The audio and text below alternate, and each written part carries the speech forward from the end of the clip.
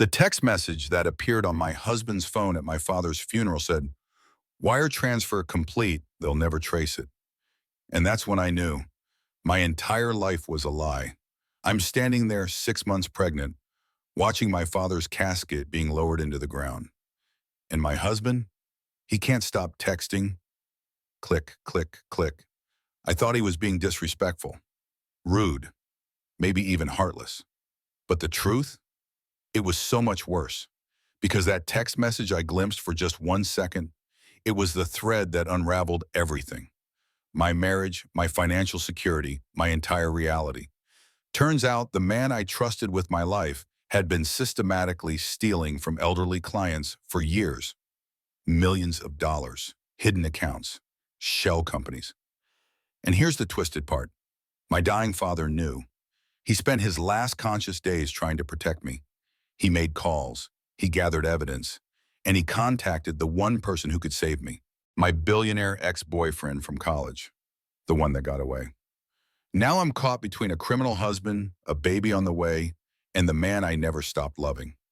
If you want to know how I took down a narcissistic con man while 7 months pregnant, smash that like button right now, drop a comment if you've ever ignored red flags, and subscribe because part 2 gets wild.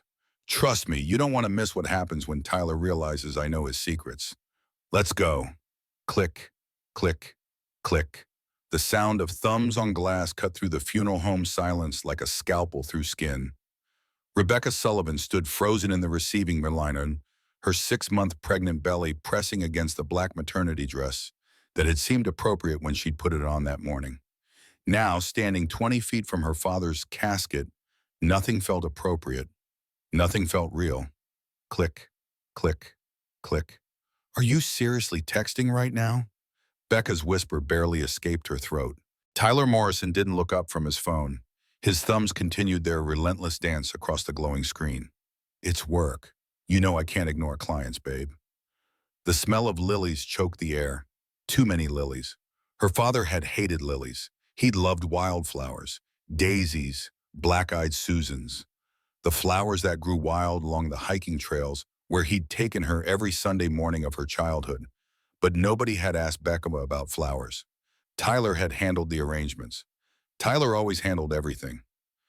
That's what financial advisors did, he'd said. They managed the details so other people didn't have to think about the hard stuff. Tyler, her voice broke on his name. He still didn't look up. The blue light from his phone screen cast shadows across his face, making him look like a stranger, making him look exactly like what he was becoming. A stranger in a suit, a stranger she'd married, a stranger whose baby kicked against her ribs right now, reminding her that she was tied to this man forever, whether she liked it or not. Thump, thump, thump. The baby's kicks matched her racing heartbeat. Becca's mother, Patricia Sullivan, stood on the other side of the casket, greeting mourners with the kind of grace that came from 60 years of Southern hospitality and 3 months of watching her husband die by inches. Cancer didn't care about grace. It didn't care about anything except consumption. "Becca, honey?" Her mother's voice drifted across the space between them. "Come stand with me." But Becca couldn't move. Her feet had rooted to the carpet.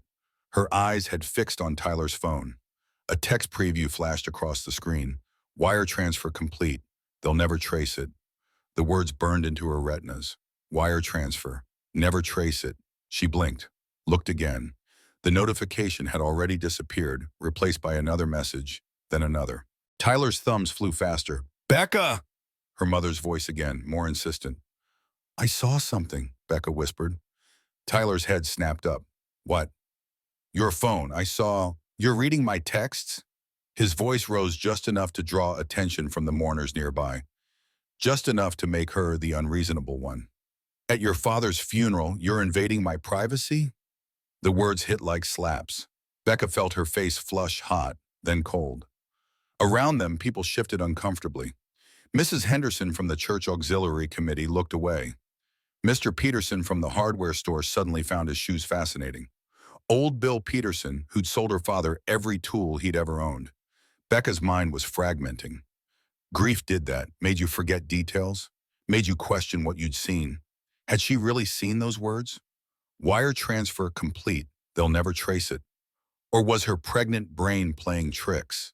The doctor had warned her about pregnancy brain, about hormones making everything fuzzy. I'm sorry, she heard herself say, the automatic apology, the wife apology, the sound of a woman who'd learned to doubt her own eyes. I just thought, you thought wrong. Tyler's voice softened, became gentle again. The voice she'd fallen in love with 4 years ago, the voice that had promised forever. I'm handling a sensitive account. Client confidentiality. You understand, right? She nodded, because what else could she do? Her father's body lay in a casket 20 feet away. His hands were folded across his chest, holding a Bible he'd never read. Robert Sullivan hadn't been a religious man. He'd been a practical man, a man who believed in evidence, in asking questions. Ask questions, Becca girl. Always ask questions. The truth can't hide from a good question. His voice echoed in her memory, so clear she almost turned around expecting to see him standing there. But there was only the casket, the lilies, the mourners. And Tyler, slipping at his phone into his pocket with a smile that didn't quite reach his eyes. I need some air, Becca said. The eulogy starts in 10 minutes. Tyler checked his watch, an expensive watch. When had he bought that? You need to be here. I need some air, she said it louder this time. Patricia appeared at her elbow. Let her breathe, Tyler. I'll walk with the air. Becca's mother took her arm and guided her toward the side door, away from the casket, away from Tyler's phone and its glowing secrets, away from the lilies that smelled like death disguised as sympathy. The hallway was cooler, quieter. Becca leaned against the wall and tried to remember how to breathe. What did you see? Patricia asked quietly. Nothing, I don't know. Maybe nothing. Your father always said you had good instincts. Patricia's hand found Becca's. Their fingers intertwined, calloused mother palm against smooth daughter palm. He said you knew things before other people even suspected them. Dad's not here anymore to say what he thought. The words came out harder than she'd intended. Sharper. But grief was sharp. It had edges that cut on the way out. Patricia didn't flinch. She just squeezed Becca's hand tighter. No, he's not. But that doesn't make what he said less true. They stood in silence. From the main room, Becca could hear the funeral director beginning his prepared remarks. The gathering would move to the sanctuary soon for the eulogy. She'd have to go back in there and sit in the front pew and listen to strangers talk about her father like they'd known him. They hadn't known him. Not really, not the way she had.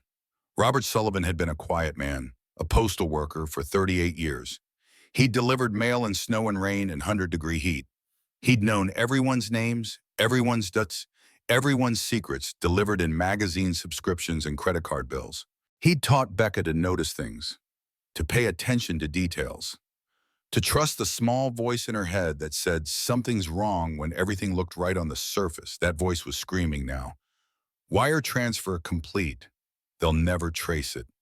I think Tyler's hiding something, Becca said. Patricia's expression didn't change. What makes you think that? A text message. I only saw it for a second. Something about a wire transfer that couldn't be traced. Did you ask him about it? He got angry, said I was invading his privacy. Patricia nodded slowly. Your father got a call about 3 weeks ago, before he went into hospice, from someone who wanted to talk about Tyler. Becca's head snapped up. What? Who? He wouldn't tell me. Said he needed to be sure before he worried you. Said you had enough on your plate with the baby coming and him dying. The baby kicked again, harder this time, as if she knew. As if even in the womb, Becca's daughter could sense that the world she was about to enter was more complicated than any of them wanted it to be. Who called him, Mom? I don't know, but I found a name written on a notepad by his bed. After, when I was cleaning out his things. Patricia pulled a piece of paper from her purse, unfolded it carefully. Marcus Hartwell. Does that name mean anything to you? The hallway tilted. The walls pressed closer. Marcus Hartwell. She hadn't heard that name in 7 years. Hadn't let herself think about him in almost as long. Her college boyfriend. Her first love. the boy she'd planned to spend forever with until life pulled them in opposite directions. "He's my ex," Becca said. "From college. Why would Dad have his name?" "I was hoping you could tell me." Before Becca could answer, the funeral director appeared in the hallway. "Mrs. Morrison, we're ready to begin the service." Miss Morrison, not Mrs. Sullivan anymore. She'd given up her father's name when she'd married Tyler. One more thing she'd surrendered without thinking about what it meant. "We're coming," Patricia said. They walked back into the main room together, back to the lilies and the casket and Tyler, who was still checking his phone even as the mourners filed toward the sanctuary. Becca took her place in the front pew. Tyler sat beside her, close enough that their shoulders touched, but it felt like miles, like continents. The service began. Hymns her father had never sung, prayers he'd never prayed, words about eternal rest and peace in God's mysterious plan. Robert Sullivan hadn't believed in mysterious plans. He'd believed in evidence, in asking questions, in trusting your instincts when something felt wrong, and everything felt wrong. Becca sat with her hands folded over her belly, feeling her daughter move beneath her palms, and tried to remember the last real conversation she'd had with her father. It had been 2 days before he slipped into the final coma. She'd sat beside his hospice bed, holding his hand while morphine dulled the edges of his pain. "Becca, girl," he'd whispered. His voice had been thin as tissue paper. "Promise me you'll ask questions. Promise me you won't just accept things because someone tells you to." "I promise, Dad." "Tyler's a good man. I want to believe that. I need to believe that." His grip on her hand had tightened. "But if I'm wrong, Becca, don't stay because of the baby. Don't stay because you think you should. You hear me? You're not wrong. Tyler loves me. Maybe he does. Maybe he doesn't. Love isn't enough by itself. It has to come with truth." His eyes had focused on her face with sudden clarity. "I made some calls, just in case, just to be safe. There's someone who can help if you need it." "Dad, you're not making sense." "Marcus?" The name had cost him. She'd seen the effort it took to push it past his lips. "Called Marcus. Good boy, always was. He'll help if you need it. Promise me. If something's wrong, you'll call him." "Dad," but he'd slipped away then, back into the morphine haze. And the next day the coma had taken him completely.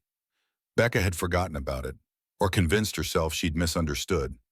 Her father had been dying, heavily medicated, saying things that didn't make sense. Except now her mother had found Marcus Hartwell's name written on a notepad. Except now she'd seen a text message about untraceable wire transfers. Except now her father was dead and couldn't explain what he'd meant. Couldn't tell her what calls he'd made or why. The minister droned on. Something about ashes to ashes, dust to dust. The words washed over Becca without meaning. She felt Tyler's hand find hers. Squeeze gently, the gesture of a supportive husband. The touch of a man who cared. But his other hand, she noticed, stayed in his pocket, on his phone. Click, click, click. She felt the vibration through his leg pressed against hers. Texts coming in, one after another after another. At her father's funeral, while the minister talked about death and resurrection, while Becca's world crumbled into pieces she didn't know how to put back together. Tyler was texting, and somewhere out there, Marcus Hartwell had answers her father had died trying to give her. The eulogy ended. People stood to file past the casket one final time before they moved to the church basement for the reception. The obligatory casseroles and sympathetic hugs and awkward conversations about weather and sports and anything except death. Becca stood on unsteady legs. Patricia took one arm. Tyler took the other. Between them, she walked toward her father's casket. He looked peaceful. That's what everyone said. He looks peaceful. But Robert Sullivan had never looked peaceful in life. He'd looked alert, curious, engaged with the world around him. This waxy mannequin in the casket looked nothing like her father. It looked like a prop in someone else's play. "Goodbye, Dad," she whispered. And then, because no one else was close enough to hear, "I'll ask questions, I promise. I'll figure out what you were trying to tell me." Behind her, Tyler's phone buzzed again. Click, click, click. The sound of secrets. The sound of lies dressed up in suits and expensive watches. The sound of her life coming apart at the seams while she stood pregnant and grieving and utterly, completely alone. The church basement smelled like coffee and grief. Long folding tables lined the walls, covered in casseroles that all looked identical under their aluminum foil wrappings. Potato salad, green bean casserole, someone's attempt at lasagna that had leaked orange oil across the disposable pan. Becca stood near the coffee station, a styrofoam cup growing cold in her hands. She hadn't drunk any of it, couldn't stomach the thought of food or drink. Her mouth tasted like dust and unsaid words. Tyler had disappeared again. Taking a call, he'd said.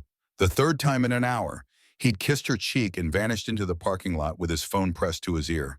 Around her, mourners clustered in small groups. They spoke in hushed tones about Robert Sullivan's years of service, his dedication to the bomb. What a shame it was that cancer had taken him so young. 62 wasn't young, but it wasn't old either, not old enough for Becca to be ready to lose him. More coffee, dear? Mrs. Henderson appeared at her elbow with a pot of something that smelled like burned tar. No, thank you, I'm fine. How are you holding up? Such a difficult time, and with the baby coming too. Mrs. Henderson's eyes dropped to Becca's belly with the kind of invasive curiosity that pregnant women everywhere recognized. When are you due? 3 months. Oh my, 3 months. And your first? Yes. Well, you'll have your hands full. Babies are such a blessing, but such work too. My Tommy, he cried for 6 months straight. I thought I'd lose my mind, but then one day he just stopped and became the sweetest child. You never know with babies. They're all different. Becca nodded and made appropriate noises while Mrs. Henderson rambled on about her children, her grandchildren, her great-grandchildren. The endless genealogy of the Henderson family tree. She was still talking when Becca saw him. Marcus Hartwell stood in the doorway of the church basement, scanning the crowd. He wore a charcoal gray suit that fitted him like it had been made for him, which it probably had been. Tech billionaires didn't buy off the rack. He'd aged well, filled out through the shoulders, lost the awkward lankiness he'd had at 22. His dark hair was shorter now, styled professionally instead of falling across his forehead the way it used to. But his eyes were the same, brown and steady and direct. Eyes that had always seen through her defensive walls straight to the truth underneath. 7 years since she'd seen him, since they'd stood in the parking lot of her college dorm and tried to figure out how to end something neither of them wanted to end. You need to go to Boston, he'd said. That master's program is your dream. You need to go to Silicon Valley. That startup is yours. Long distance could work. For how long? A year? 2? Then what? One of us gives up everything we want? They'd been so young, so certain that love had to be a zero-sum game. Someone had to win. Someone had to lose. So they'd both lost. Becca had gone to Boston. Marcus had gone to California. And they'd done what people do when they're 22 and heartbroken. They'd moved on, found other people, built other lives. She'd met Tyler 3 years later at a friend's wedding. He'd been charming, attentive, stable in a way that Marcus had never been. Financial advisors didn't take risks. They managed money and planned for the future and wore sensible ties. She'd married Tyler because he made sense, because he fit into the life she was building, because he'd asked and she'd been tired of being alone. Now Marcus stood in the doorway of her father's funeral reception, and nothing made sense anymore. Becca, he'd spotted her, was walking toward her through the crowd. Mrs. Henderson was still talking, but her voice faded to background noise. Becca, he said again when he reached her, I'm so sorry about your father. Robert was. He was a good man. The way he said it, past tense, final, real. That's when the grief hit, really hit. Not the numb shock that had carried her through the morning, not the automatic pilot that had gotten her through the service. Real grief, raw and sharp and utterly devastating. Her father was dead, gone. She would never hear his voice again, never feel his hand on her shoulder, never call him when she needed advice or comfort or just someone who loved her unconditionally. The sob came from somewhere deep inside her chest, a sound she didn't recognize as her own. The coffee cup fell from her hands, splashing lukewarm liquid across the linoleum floor. Oh my, Mrs. Henderson said, oh dear. But Marcus didn't say anything. He just took Becca's arm and guided her away from the crowd. away from the curious stares and sympathetic murmurs, through a side door into the quiet hallway beyond. The same hallway where she'd stood with her mother an hour ago, a lifetime ago. Becca leaned against the wall and let herself break. Let the tears come in great heaving gasps that shook her whole body. Her pregnant belly pressed against her lungs, making it hard to breathe, making everything harder. Marcus didn't try to hug her, didn't touch her. He just stood there, 2 feet of careful space between them, and let her cry. When the storm finally passed, he handed her a handkerchief, an actual cloth handkerchief, white with his initials monogrammed in one corner. "I didn't know anyone still carried these," Becca said. Her voice came out raspy and broken. "My grandmother insisted, said a gentleman always carries a clean handkerchief." His mouth quirked in something that wasn't quite a smile. "She had a lot of opinions about what gentlemen should do." "Had?" "She passed away 8 months ago." "I'm sorry." "Thank you." He paused. "She's actually part of why I'm here, part of why your father called me." Becca looked up sharply. "My mother said she found your name on a notepad by Dad's bed. He mentioned you right before the end." Marcus nodded. "He called me 3 weeks ago, said he needed to talk about you, about your husband." The hallway suddenly felt smaller, colder. "What about Tyler? Can we sit down? This might take a while." They found an empty Sunday school classroom at the end of the hall. Small chairs sized for children surrounded low tables covered in construction paper and safety scissors. Biblical coloring pages lined the walls. Noah's Ark, David and Goliath, Jonah and the whale. Stories about people who'd survived impossible things. Marcus pulled out 2 chairs and turned them to face each other, gestured for Becca to sit. "Your father called me out of the blue," Marcus began. "I hadn't heard from him since college, since we broke up. But he said he needed help and didn't know who else to trust." "Help with what?" "Tyler, your husband. Robert had concerns." What kind of concerns? But she already knew. On some level, she already knew. He'd been talking to some of Tyler's clients, older people Tyler managed retirement accounts for, and they were worried. Some of them had noticed irregularities, money moving in ways they didn't understand. Account statements that didn't quite add up. The room tilted. Becca gripped the edges of her child-sized chair. "That's impossible. Tyler's a licensed financial advisor. He's regulated. There are rules. Rules only work if people follow them." Marcus leaned forward. "My grandmother was one of his clients." "What?" "Small world, right? She lived in assisted living about 20 minutes from here. Tyler had been managing her investments for 2 years. She trusted him, until about 6 months ago, when she started noticing problems." "What kind of problems?" "Withdrawals she didn't authorize. Transfers to accounts she didn't recognize.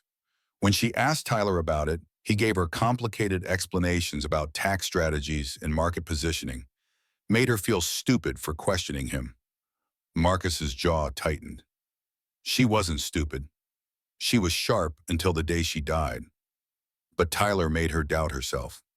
Becca felt sick. What did she do?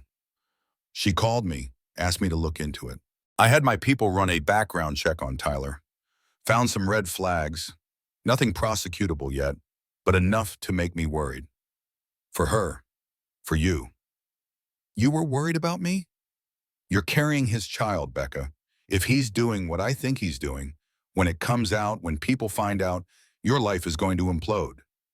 The baby kicked, hard, as if to remind Becca that she existed, that she was real and coming and would need a mother who had her life together. "What do you think he's doing?" "Embezzling, systematically stealing from his elderly clients, moving money through shell accounts, making it look legitimate while skimming off the top." Marcus pulled out his phone, opened a folder, handed it to her. "These are the documents your father and I had compiled before he went into hospice. We were going to go to the authorities, but then Robert got worse and we ran out of time." Becca scrolled through the files, bank statements, account transfers, names she didn't recognize, numbers that made her head spin, hundreds of thousands of dollars, maybe more, moving through accounts like water through fingers. This can't be real. I wish it wasn't. Tyler wouldn't do this. He's careful, honest. He's always been honest with me. Even as she said it, she knew she was lying. To Marcus, to herself. Tyler hadn't been honest. Not about the late nights at the office, not about the new watch, not about the texts he wouldn't let her see. Wire transfer complete. They'll never trace it. Oh God, she whispered. I'm sorry. Marcus's voice was gentle. I know this isn't what you want to hear, especially not today, but your father made me promise. If anything happened to him, I had to make sure you knew. I had to make sure you were protected. Protected from what? From my own husband? If necessary, yes. Becca stood up. The chair scraped across the floor. She needed to move, needed to pace, needed to do something other than sit still while her entire world reorganized itself around this new terrible truth. I can't deal with this right now. My father just died. I'm pregnant. I can't also process that my husband is a criminal. I understand, but Becca, if he knows that we know, if he suspects that you're suspicious, he might run, or worse. Worse? What's worse? These aren't the kind of people who go down quietly. Narcissistic financial criminals. They're textbook abusers. They gaslight. They manipulate. They make their victims question reality. Marcus stood too. I've seen it before, in Silicon Valley. Guys who present as respectable businessmen, but underneath they're just predators in expensive suits. Tyler's not a predator. Are you sure? The question hung between them. Was she sure? About anything? About the man she'd married? About the life she'd built? Her father had been dying, and he'd spent his last conscious hours trying to protect her from Tyler. That had to mean something. Had to mean everything. What do I do? The words came out small, frightened. You gather evidence. You protect yourself legally. You prepare for what's coming. Marcus stepped closer, still not touching, still maintaining that careful distance. And you let me help. That's what Robert wanted. He wanted to know you wouldn't be alone. Why would you do this? Why would you help me? We haven't spoken in 7 years. Because I loved you once. Because I still care what happens to you. Because your father asked me to, and he was a good man who deserved to have his daughter protected. Marcus paused. And because it's the right thing to do. If Tyler's stealing from elderly people, people like my grandmother, he needs to be stopped. Footsteps echoed in the hallway outside. Voices getting closer. Becca, you back here? Tyler's voice, looking for her. Marcus and Becca locked eyes. Don't tell him, Marcus said quickly. Don't let him know you suspect anything. Can you do that? She nodded, because what choice did she have? Tyler appeared in the doorway. His expression shifted when he saw them together. Confusion, then suspicion, then forced pleasantness. There you are. People are asking about you. His eyes moved to Marcus. Who's this? Marcus Hartwell. Marcus didn't extend his hand, didn't make any move toward friendliness. Tyler's eyes narrowed. The ex-boyfriend? The friend. Washington, Marcus corrected. His voice was calm, cold. The voice of a man who'd built a tech empire from nothing and knew exactly how intimidating he could be when he wanted to. I came to pay my respects. Robert was a good man. Right. Well, Becca, we should get back. Your mother needs you. It was a lie.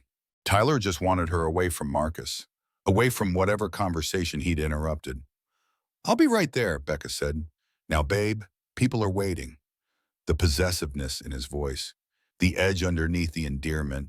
Had it always been there? Or was she only hearing it now? Give me a minute, Tyler. His jaw tightened, but he couldn't make a scene. Not here, not at her father's funeral reception with people just down the hall. Fine, 1 minute. He turned and walked away, but not far. She could hear him in the hallway just outside, waiting, listening. Marcus pulled out a business card, wrote something on the back, handed it to Becca. My private number, not the office line. If you need anything, day or night, I'm here. She tucked it into her purse before Tyler could see. Thank you for coming, she said. Loud enough for Tyler to hear, playing the part of the grateful widow receiving condolences. It means a lot that you remembered my father. Of course. Marcus played along. Take care of yourself, Becca, and that baby.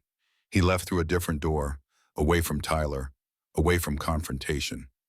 Becca stood alone in the Sunday school classroom, surrounded by pictures of people who'd survived impossible things, and wondered if she had the strength to do the same. Tyler reappeared in the doorway. What did he want?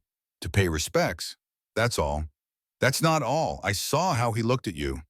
Tyler, please, not today. I'm just saying, your ex-boyfriend shows up at your father's funeral? That's weird, Becca. That's suspicious. The irony would have been funny if it wasn't so terrifying. Can we please just get through today? Becca's voice broke. Not fake this time, real exhaustion, real grief. Please? Tyler's expression softened. He pulled her into a hug, pressed his lips to her forehead. I'm sorry, you're right. I'm being paranoid. It's just been a stressful day, for both of us. His phone buzzed against her hip. Click, click, click. You should take that, she said into his chest. It can wait. But it couldn't. They both knew it couldn't. Whatever Tyler was involved in, whatever scheme was playing out through those endless text messages, it couldn't wait. He pulled back, checked his phone, frowned. I need to make a call. It'll be quick. Okay. He kissed her again and disappeared into the parking lot. Becca stood in the hallway and pulled out Marcus's business card. On the back he'd written, "Trust your instincts, your father did." She tucked it back into her purse, underneath her wallet, where Tyler would never think to look, and went back to the reception. Back to the coffee and casseroles and sympathetic murmurs. Back to playing the part of the grieving daughter and supportive wife. Back to pretending that her world wasn't cracking apart beneath her feet. But in her pocket, her phone felt heavy with possibility. Marcus's number, a lifeline, an escape route. Or maybe just the first step toward the hardest thing she'd ever have to do. Ask questions. Trust her instincts. Stop accepting what she was told and start demanding the truth. Her father's last wish, and the only way forward she could see. 3 days after the funeral, Becca found herself standing outside Tyler's home office at 2 in the morning, listening to her own heartbeat thunder in her ears.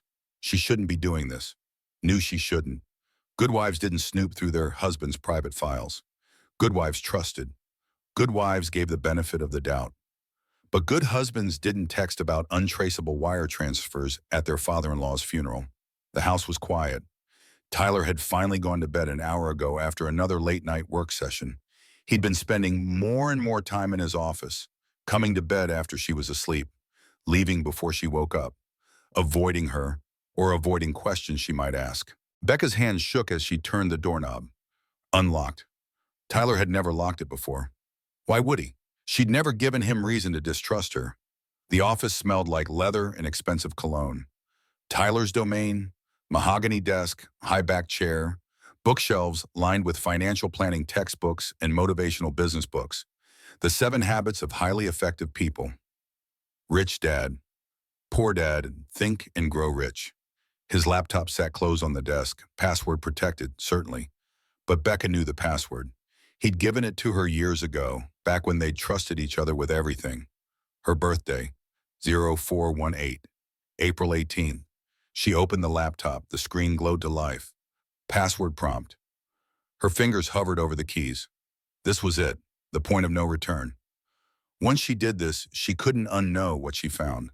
Trust your instincts, she typed her birthday. Hit enter. The computer unlocked. Tyler hadn't changed the password. Either he trusted her completely, or he'd never imagined she'd look.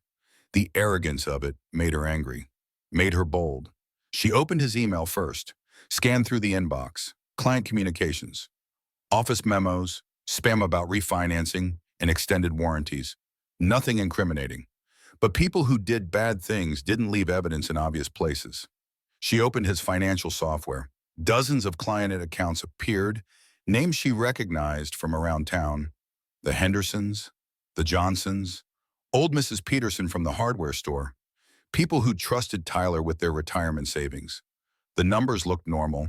Standard investments, bonds and mutual funds and dividend stocks. The kind of conservative portfolio you'd expect for elderly clients who couldn't afford to lose money. Becca was about to give up, about to close the laptop and convince herself she'd imagined everything, when she noticed a folder labeled Personal Holdings. She clicked it. More accounts appeared.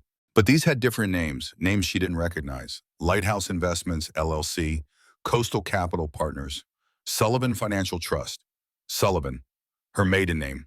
Tyler had named an account after her family. She opened it. Numbers filled the screen. So many numbers, deposits and withdrawals and transfers, hundreds of thousands of dollars moving in and out like a tide. The dates corresponded to transactions in other accounts. She could see the pattern now. Money leaving Mrs. Henderson's account on the 15th, the same amount appearing in Coastal Capital Partners on the 16th, then moving again to Lighthouse Investments on the 17th. Shell game, three-card Monty. Keep moving the money so no one could track where it went, except someone had tracked it, her father and Marcus. Becca's hands trembled as she pulled out her phone, took pictures of the screen, as many as she could, evidence, proof. A floorboard creaked behind her. She spun around. Tyler stood in the doorway. His expression was unreadable in the dim light from the computer screen. "What are you doing?" His voice was quiet, too quiet. "I couldn't sleep. I was just..." The lies tangled on her tongue. "You were just snooping through my private files?" He stepped into the room, closed the door behind him. "At 2 in the morning? I saw something at the funeral, a text message. So you decided to invade my privacy? To go through my work computer? What are these accounts, Tyler?" She gestured at the screen. "Lighthouse Investments? Sullivan Financial Trust? Why is my family name on a financial account I've never heard of? Those are legitimate investment vehicles. I use them for tax planning. Tax planning doesn't require secret accounts. They're not secret, they're private. There's a difference." He moved closer. "Becca, you're upset. You're grieving. You're not thinking clearly." There it was. The gaslighting Marcus had warned her about, making her doubt her own perceptions. "I'm thinking perfectly clearly. I can see the numbers right there. Money moving out of client accounts and into these shell companies." "Shell companies?" Tyler laughed. Actually laughed. "Is that what your ex-boyfriend told you? Is that why he showed up at the funeral? To poison you against me?" "Marcus didn't tell me anything." "Then why was he there? Why were you alone with him?" "He came to pay respects to my father." "Bullshit." Tyler's voice hardened. "He came to see you, to get his hooks back into you now that you're vulnerable." "This isn't about Marcus." "No? Then what's it about? Because from where I'm standing, my pregnant wife is going through my private files in the middle of the night because her billionaire ex-boyfriend showed up and played the concerned friend card." The way he said billionaire, with such venom, such resentment. How had she never noticed this before? This anger simmering beneath Tyler's surface? "What are these accounts?" she asked again, steadier this time. "If they're legitimate, explain them to me. I don't have to explain my business practices to you. I'm your wife. You're my wife, not my business partner. There's a reason we keep our finances separate." That was true. They'd always maintained separate accounts. Tyler had suggested it early in their marriage, said it was cleaner, simpler. She'd agreed because she'd trusted him. She'd been so stupid. "These aren't your finances, Tyler. These are other people's money. Client money. Money you're supposed to be protecting." "I'm protecting it. I'm growing it. That's my job." "By moving it through fake companies?" "They're not fake. Jesus Christ, Becca. Do you even understand how financial planning works? How tax shelters and investment vehicles operate?" He was doing it again, making her feel stupid, making her doubt what she could see with her own eyes. But she wasn't stupid, and she wasn't crazy. "Send me screenshots," she said suddenly. "What?" "If these accounts are legitimate, send me the documentation, the proper paperwork, the IRS filings, all of it." She pulled out her phone. "Marcus gave me his number. I'll forward everything to him. He can verify that it's legal." Tyler's face changed. The mask slipped, just for a second, but long enough for Becca to see what lived underneath. Rage, pure and cold and frightening. "You're not sending anything to Marcus fucking Hartwell." "Why not, if it's legal?" "Because he's trying to ruin me." Tyler grabbed the laptop, slammed it shut. "Your father and his rich grandson. They've been investigating me, digging into my business, harassing my clients." "My father's dead." "I know. Convenient timing, wasn't it?" The implication hung in the air. ugly, unthinkable. You can't possibly be suggesting. I'm not suggesting anything. I'm stating facts. Your father calls your ex-boyfriend. They start investigating me. Then your father dies and Marcus shows up playing the hero. My father died of cancer. I know, I'm sorry. That came out wrong. Tyler's expression shifted, became softer, the concerned husband again. Becca, I'm sorry. This is all coming out wrong. I'm stressed. There's been a lot happening. Work pressure, your father dying, the baby coming. It's been a lot. He moved toward her, reached for her hands. She pulled away. Don't touch me. Babe, I want to see the paperwork, Tyler, all of it, or I'm calling Marcus. His jaw clenched, unclenched. She could see him calculating, weighing options, deciding how much truth he had to reveal to keep her under control. Fine, he said finally. I'll show you everything. In the morning, when we're both calmer, when we can sit down and go through it rationally. Show me now. It's 2:30 in the morning. You're exhausted. You're pregnant. You should be sleeping, not working yourself into a panic over accounts you don't understand. I understand them perfectly. No, you don't. His voice had an edge now, sharp and mean. You never went to business school, Becca. You got a master's in English literature. You read books. You don't understand finance. The condescension dripped like acid. I understand theft. There is no theft. There's investment strategy that you're misinterpreting because you don't have the background to understand it. Then explain it to me. In the morning. Now, don't. No. Final, absolute. I'm going back to bed. You should too, for the baby's sake, if not your own. He left, taking the laptop with him, taking the evidence. Becca stood alone in the office, her phone heavy in her hand. She had pictures, not many, but some, and she had Marcus's number. She pulled up his contact, started to type. I found accounts, need to talk. Her thumb hovered over send. Tyler appeared in the doorway again. What are you doing? Nothing, going to bed. Let me see your phone. No, Becca, let me see your phone. It's my phone, and this is my house. Let me see it. Fear crawled up her spine.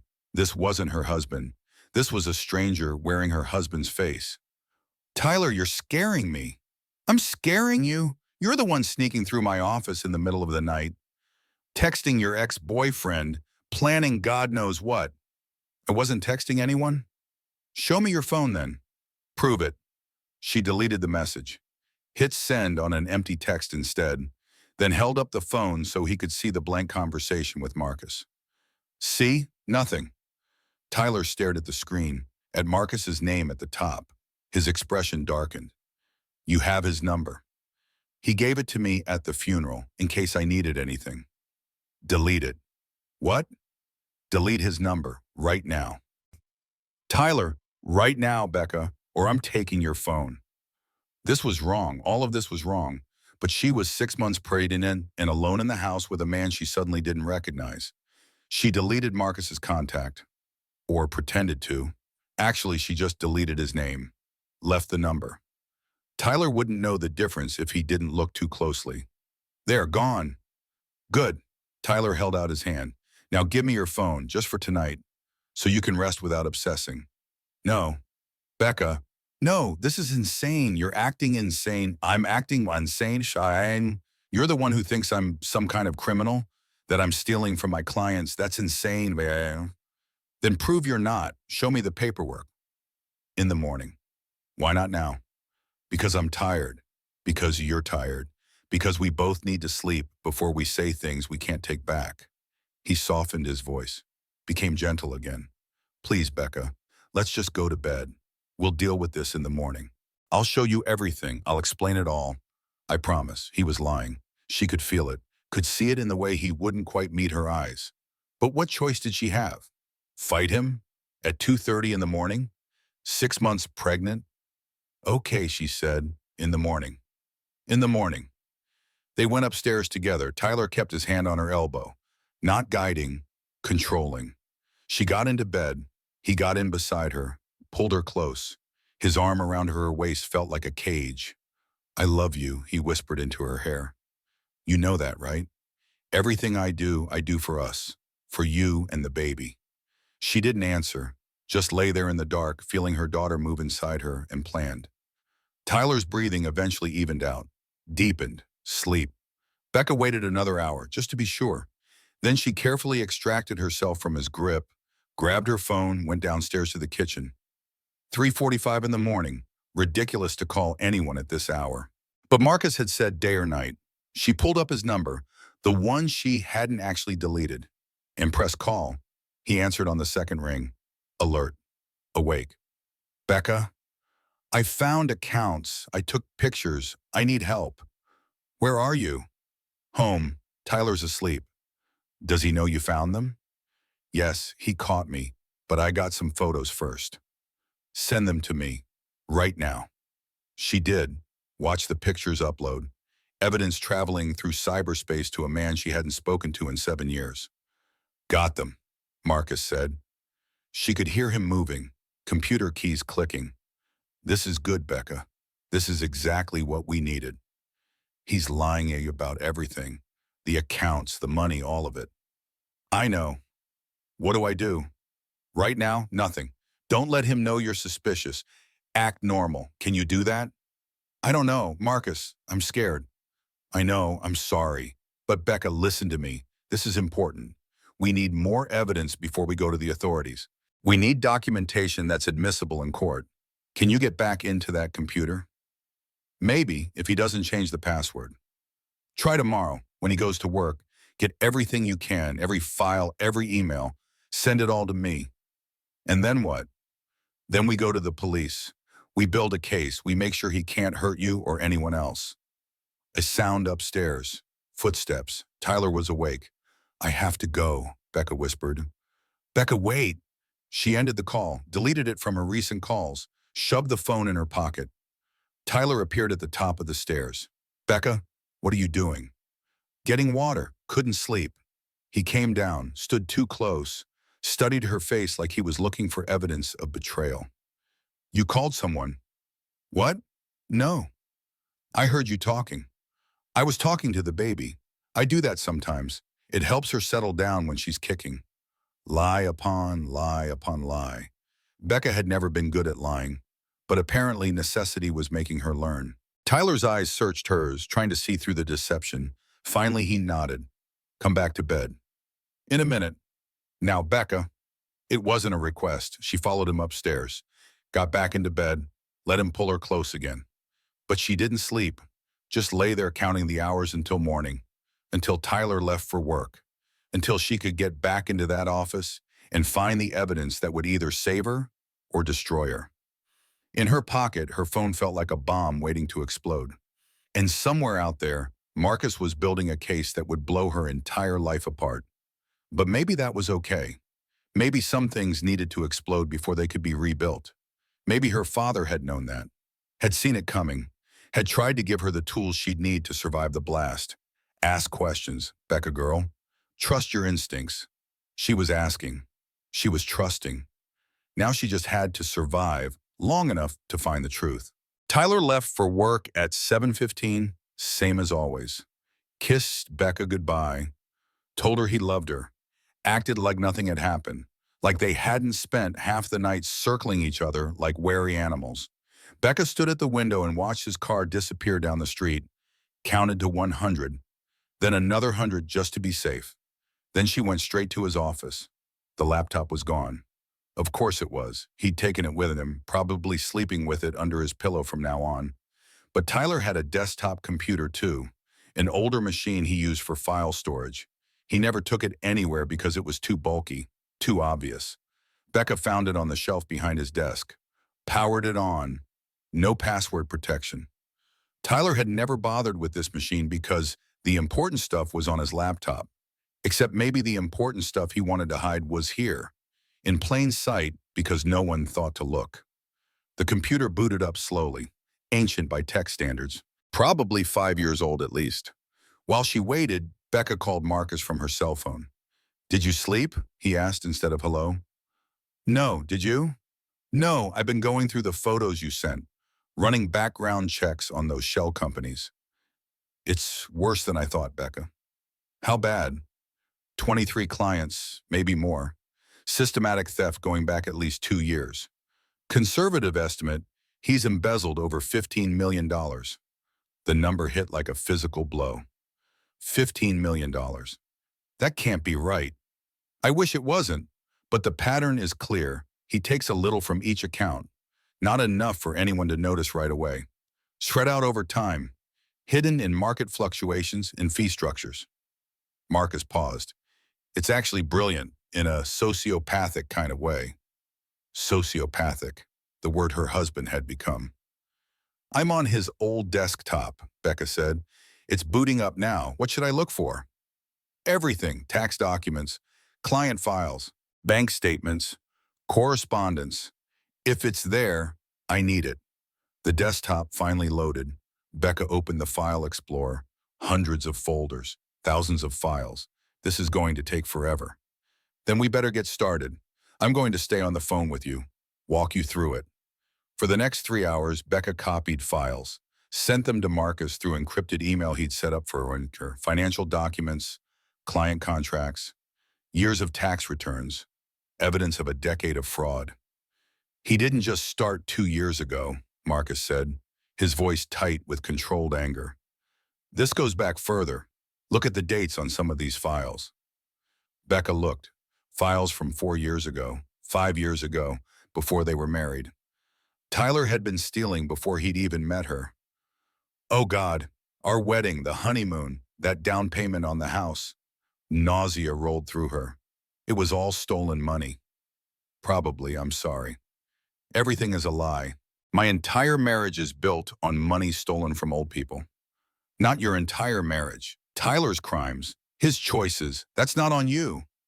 But it felt like it was. She'd shared his bed, shared his name, shared his life.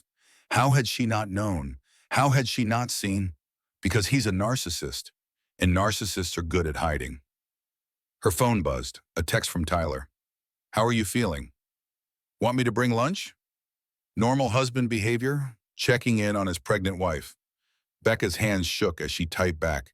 I'm fine, resting, don't worry about lunch, love you too. The lie tasted like poison.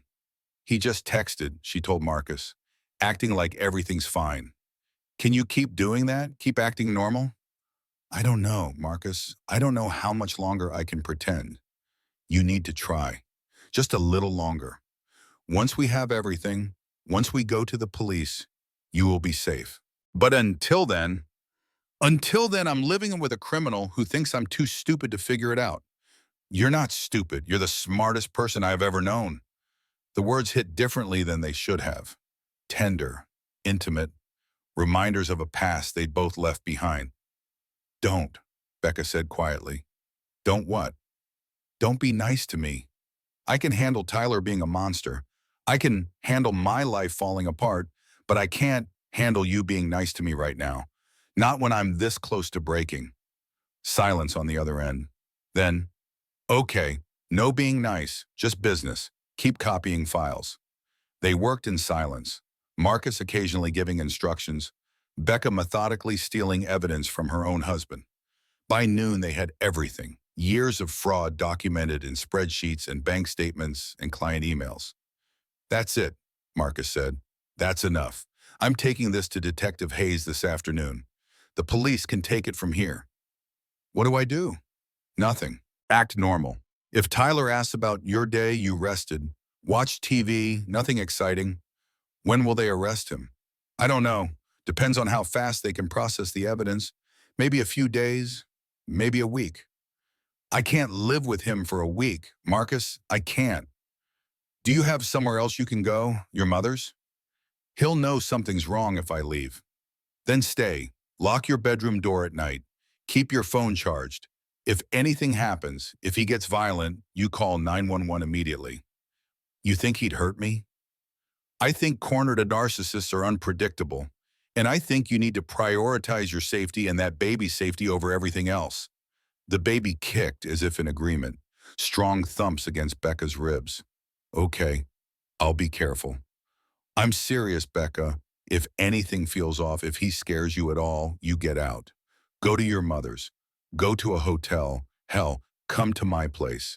But don't stay there if you feel unsafe. Where do you live? Marriott downtown, presidential suite. I've been staying there since your father called. Didn't feel right to leave until this was resolved. You've been here for 3 weeks? I told Robert I'd protect you. I keep my promises. Something in Becca's chest cracked. Not breaking, shifting, making room for feelings she couldn't afford to have right now. Thank you, she whispered. Don't thank me yet. Thank me when Tyler's behind bars and you're safe. They hung up. Becca shut down the desktop, cleaned up any evidence that she'd been in the office, put everything back exactly as she'd found it. Then she went upstairs and took a shower, washing away the feel of betrayal, the stench of stolen money, the weight of her own complicity. She'd married a thief, a con man, a predator in a nice suit, and she was carrying his child. What did that make her? What kind of mother brought a baby into this mess? But she hadn't known, couldn't have known. Tyler had been so careful, so convincing. You're not responsible for his choices. Marcus's words, a lifeline in the storm. Becca got out of the shower, dried off, put on clean clothes, went downstairs and made herself eat something even though food tasted like cardboard. Her phone rang. Tyler. Hey, babe, I'm heading home early. Thought we could talk. Her blood turned to ice. Talk about what?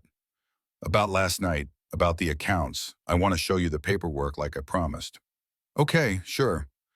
I'll be home in 20 minutes. He hung up before she could respond.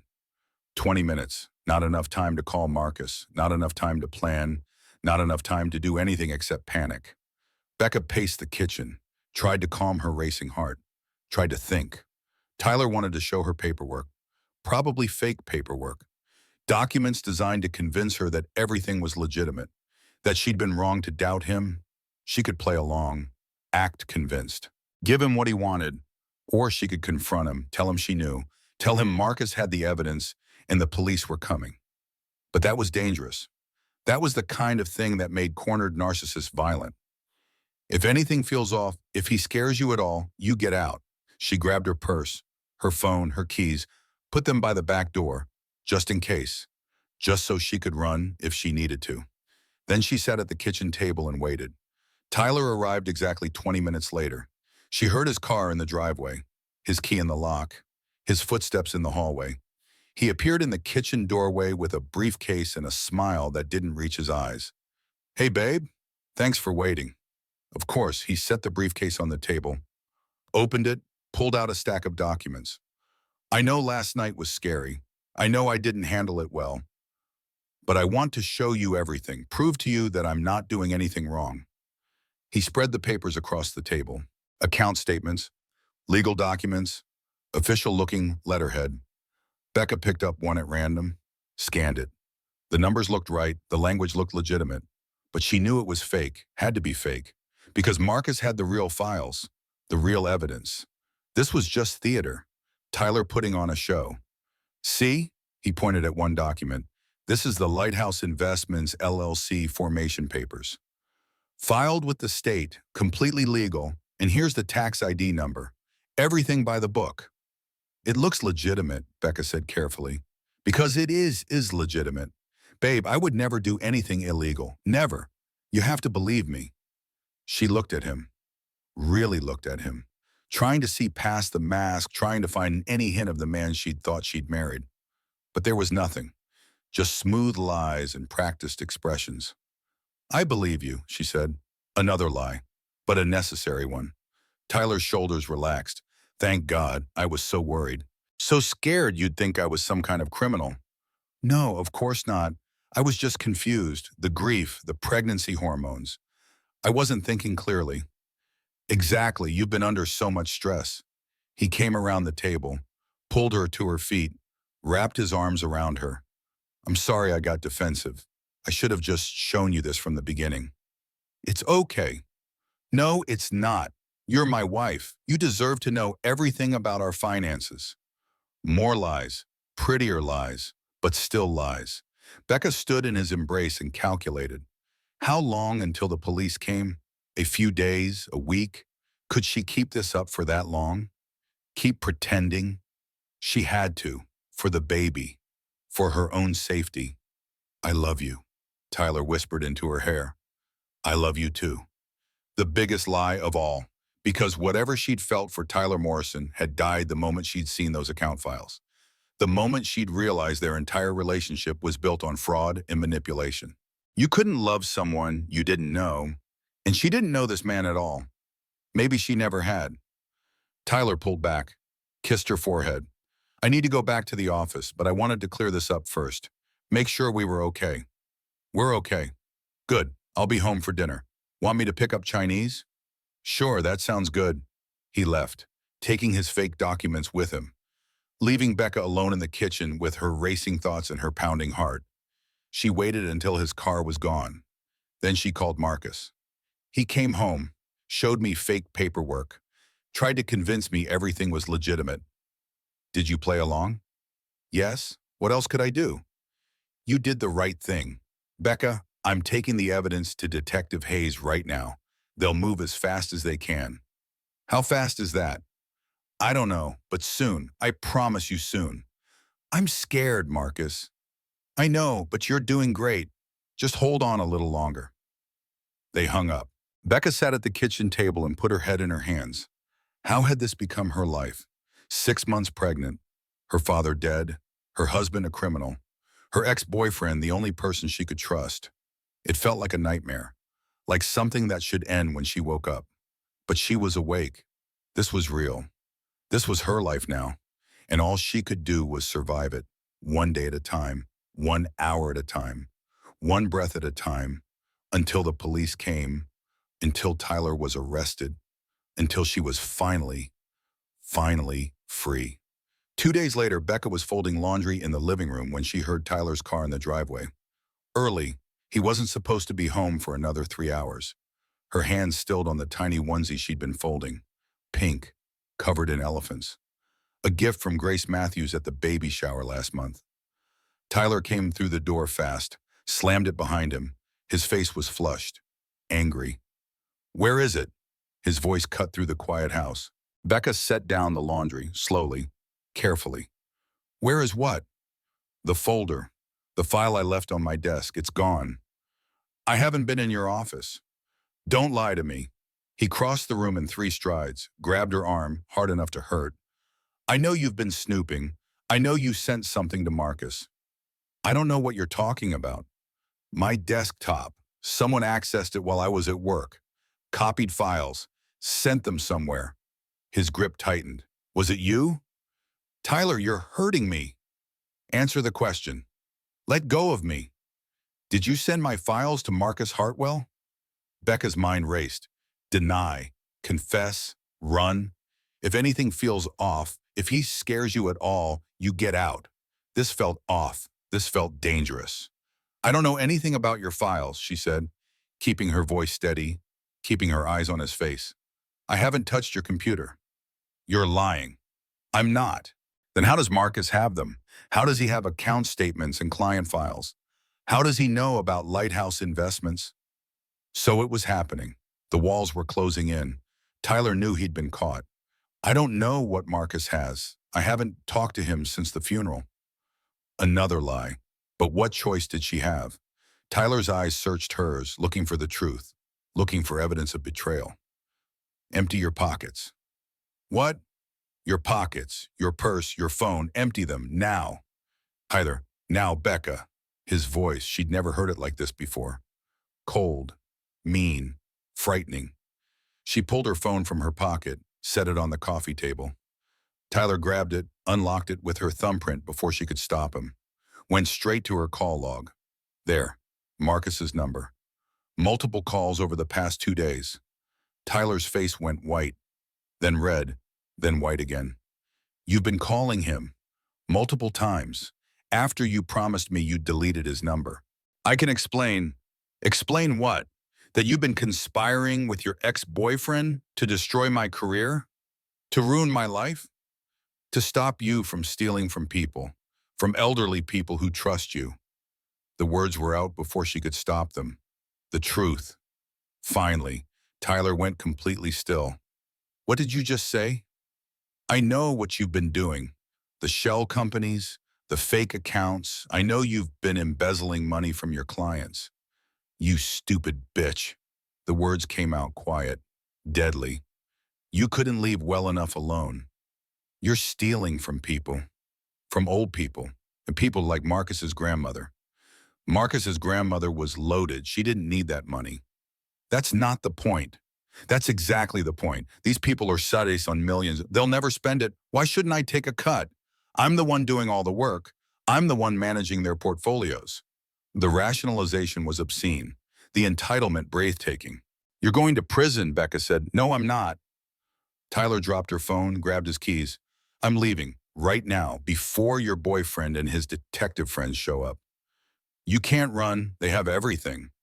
They have files. Files I can claim were stolen, doctored, fake. He headed for the door. You want to know the funny thing, Becca? I almost got away with it. I was this close, but you couldn't let it go. You and your dead father and his rich, golden boy. My father was trying to protect people. Your father was a nosy mailman who should have minded his own business. The casual cruelty of it, the dismissiveness, Becca's grief transformed into rage. Hot and righteous and powerful. Get out, she said. Get out of this house. Gladly, this was always temporary anyway. The suburban wife, the white picket fence, the baby. He looked at her belly with disgust. God, what was I thinking? The words hit like knives, each one designed to wound. You're a monster, Becca whispered. I'm a realist. I saw an opportunity and I took it. That's not being a monster. That's being smart. No, that's being a criminal. Call it whatever you want. I'll be in the Caymans by tomorrow. Good luck proving anything without me here to prosecute. He was actually leaving, actually running. Becca lunged for her phone, dialed 911. Tyler saw her, knocked the phone from her hand. It skittered across the hardwood floor. Don't, he said, don't make this harder than it has to be. I'm calling the police. No, you're not. You're going to sit there quietly while I pack a bag and leave. And then you can call whoever you want. I'm not letting you leave. How exactly are you planning to stop me? You're 6 months pregnant. You can barely tie your own shoes. The contempt in his voice. The absolute lack of any affection or concern. How had she ever thought she loved this man? Becca moved toward her phone. Tyler blocked her path. Sit down, Becca. No. Sit down. Make me. For a moment, they stood frozen, standoff. Pregnant wife versus fleeing criminal husband. Then Tyler's expression changed, became calculating. Fine, call the cops. Tell them whatever you want. By the time they get here, I'll be gone, and you'll be alone, divorced, pregnant, broke. He smiled. 'Cause you know I cleaned out our joint account yesterday, right? Every penny we had together. Gone. The words landed like bombs. Their savings, the money for the baby, the emergency fund, gone. You can't do that. That's my money too. Joint account, joint access, perfectly legal. Tyler grabbed his wallet, his passport from the drawer in the hall table. Enjoy explaining to everyone how you drove your husband away with your paranoid accusations, how you chose your ex-boyfriend over your marriage. I chose the truth. You chose wrong. He opened the door, started to leave, then stopped. Turned back. For what it's worth, Becca, you were a good wife. You believed everything I told you. Never asked questions. Never made me work too hard to keep you in line. His smile was cruel. If you'd been smarter, maybe I would have stayed. The final insult, the ultimate gaslighting, blaming her for his crimes, for his choices, for his sociopathic behavior. Becca felt something inside her shift, harden, transform. You're right, she said quietly. I should have been smarter. I should have seen you for what you were. But I'm smart enough now. She grabbed her phone from the floor, dialed 911. Don't, Tyler warned. But she was done listening to him, done being controlled by his lies and manipulation. 911, what's your emergency? My husband is fleeing the country. He's a financial criminal. He's been embezzling millions from his clients, and he's trying to leave right now. Tyler's face went purple with rage. He lunged at her, tried to grab the phone. But Becca was done running, done being the victim. She sidestepped, kicked him hard in the shin. When he stumbled, she ran. Through the kitchen, out the back door, into the yard. Behind her, she could hear Tyler yelling, cursing, following. "My address is 247 Maple Street," Becca gasped into the phone. "Please hurry." "Officers are on their way, ma'am. Stay on the line." Becca ran to the neighbor's house, pounded on the door. "Mrs. Henderson, Mrs. Henderson, please." The door opened. Elderly Mrs. Henderson stood there in her apron, confused. "Becca, what's wrong?" "Call the police. Tyler's dangerous. He's trying to leave." Mrs. Henderson's eyes went wide, but she was a practical woman, a church lady who'd survived 78 years by thinking fast. "Come inside, right now." Becca stumbled into Mrs. Henderson's house. The old woman locked the door behind them, grabbed her own phone. Through the window, they watched Tyler get in his car. "Peel out of the driveway." "He's leaving," Becca told the 911 operator. "Gray BMW, license plate 7KLM492, heading east on Maple. We have units in the area. They'll intercept." Becca sank onto Mrs. Henderson's floral couch. Her whole body shook. Adrenaline and fear and grief all mixed together. "Dear Lord," Mrs. Henderson said. "What happened?" "Tyler's been stealing money. From his clients, from people like you." Mrs. Henderson's face went pale. "From me?" "I don't know. Maybe. Probably." Becca's voice broke. "I'm so sorry. I didn't know. I should have known, but I didn't." "Hush now. That's not on you. A man's sins are his own." Mrs. Henderson sat beside her, took her hand. "You're safe now. That's what matters." Through the window, they heard sirens. Getting closer. 3 police cars screamed past, heading east, following Tyler. Becca's phone rang. "Marcus, I just heard. Are you okay?" "I'm at the neighbor's house." Tyler ran. "The police are chasing him." "I'm on my way. Don't move. Stay right where you are." He hung up before she could answer. Mrs. Henderson made tea, because that's what church ladies did in a crisis. They made tea and prayed and held hands. They were on their second cup when Becca heard another siren, this one stopping in front of her house. Through the window, she watched 2 officers get out. Then a third car arrived. Detective Warren Hayes. Becca stood, on shaky legs. "I need to talk to them." "I'll come with you," Mrs. Henderson said. They walked across the yard together, 2 women supporting each other, survivor and potential victim, both betrayed by the same man in different ways. Detective Hayes met them halfway. "Mrs. Morrison?" "Yes." "I'm Detective Hayes. We spoke a few days ago. I need to ask you some questions about your husband." Did they catch him?" Hayes nodded. "Unit stopped him at a roadblock 3 miles from here. He's in custody." The relief hit so hard Becca's knees buckled. Mrs. Henderson caught her, held her up. "He's been arrested?" Becca asked. "Yes, ma'am. Multiple charges, wire fraud, embezzlement, theft. More coming as we process the evidence." Hayes paused. "Mr. Hartwell provided us with extensive documentation. Very thorough case. Your husband's looking at serious prison time." Prison. Tyler was going to prison. It should have felt like victory, like justice. Instead, it just felt empty, hollow. Her husband was a criminal. Her marriage was a sham. Her entire adult life had been built on lies. Another car pulled up, not a police car, a black luxury sedan. Marcus got out, crossed the lawn in long strides, stopped just short of pulling her into his arms. "Are you hurt?" He scanned her face, her arms, looking for injuries. "I'm okay." He just grabbed my arm, that's all." "That's not all, that's assault." Marcus turned to Detective Hayes. "I want charges filed for that too. Domestic violence." "We'll add it to the list," Hayes assured him. More police arrived. Crime scene techs, someone from the district attorney's office. Becca's house became a crime scene. Officers went in and out, taking photos, collecting evidence, boxing up files and computers and everything Tyler had touched. Marcus stayed close, not touching, but nearby, a steady presence while her world disintegrated around her. "Where will you stay tonight?" he asked quietly. "You shouldn't be here." "My mother's, I guess." "I can drive you." "I can drive myself." "Becca." He said her name gently, carefully. You just went through a trauma. You're shaking. You're 6 months pregnant. Let me drive you. She wanted to argue, wanted to insist she was fine, could handle it on her own, but she was so tired, so completely exhausted. Okay, she whispered. They went inside long enough for her to pack a bag, clothes, toiletries, the baby things she'd been accumulating.